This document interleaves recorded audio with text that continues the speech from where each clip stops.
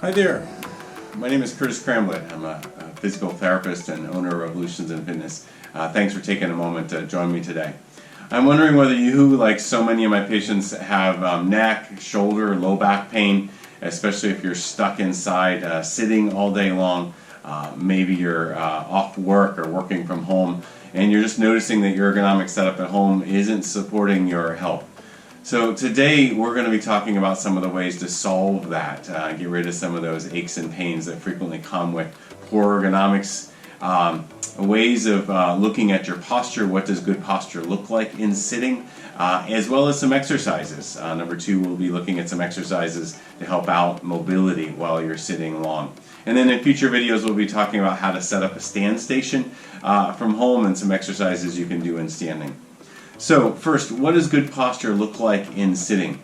Good posture in sitting means that whether we're tipped forward or whether we're tipped back, we're relatively stacked.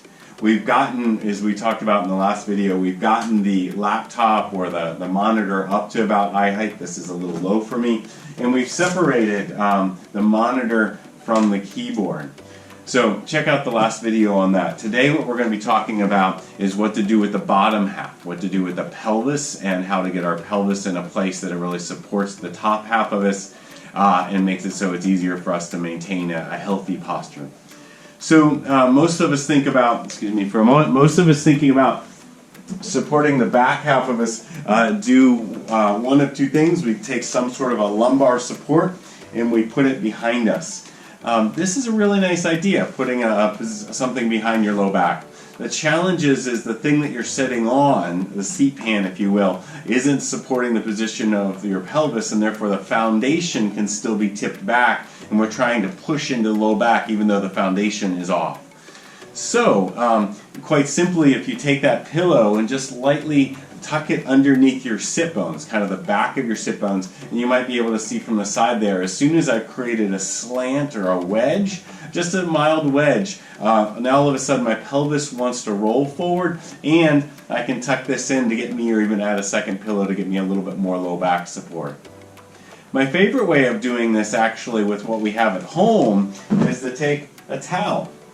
And if you take a towel and you fold it and then fold it again, you can create this wedge. So basically it's thicker on one side and thinner on the other. Excuse me. And now all of a sudden, if we're sitting here at our dining room table, now all of a sudden we've got a slope or a slant. So if this is my pelvis and my pelvis is a bowl of water, my pelvis or that bowl is rocked slightly forward, and now once my pelvis is in a better position, then my back can also sit in a better position. And this works a whole lot better than a pillow. Now I've got to say, my favorite tool actually, excuse me while I step off screen, that goes with me everywhere in my bag, my favorite 2 tools, lumbar support, number 1, and then back joy, number 2. Neither one of these things do I get any type of financial reimbursement for. These guys are just great. This supports my pelvis in the same kind of tilt or tip as I had with the towel, except it's a whole lot better. You just slide your bum all the way back, and now all of a sudden I've got a really nice support for my pelvis, and that helps out my low back. And then a lumbar support can or doesn't necessarily need to be tucked into that. And oh, now I can, and this is important, now I can relax into a good posture, as opposed to having to try to fight those ergonomics and fight gravity so much more. With that being said, no matter how much our ergonomics are set up right, if we don't have the flexibility or the strength to be able to hang out there, we're not going to be able to keep ourselves in a place through the day that's healthy for us. So what are some things that we can do to help ourselves open up and stay mobile while we're sitting?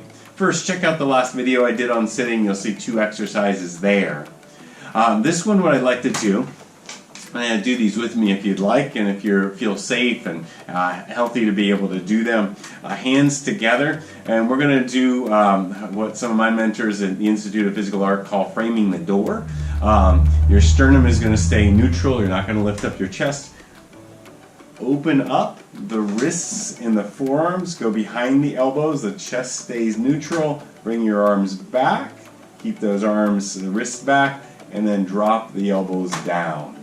So one more time, open up, bring the palms back, wrists lead the elbows, chest stays neutral, come back, head is neutral, and then back down. Maybe do that 3 to 5 times. We'll do it one more time here. Back, drop the sternum, keep it neutral, head is neutral, arms back, drop back down, and back down. 3 to 5 repetitions is a nice way to open up the chest.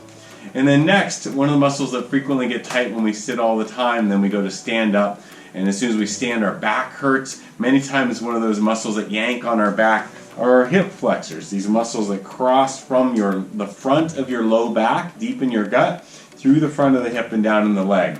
So, if you think about your back being neutral, drop one leg over the edge. You can even type like this.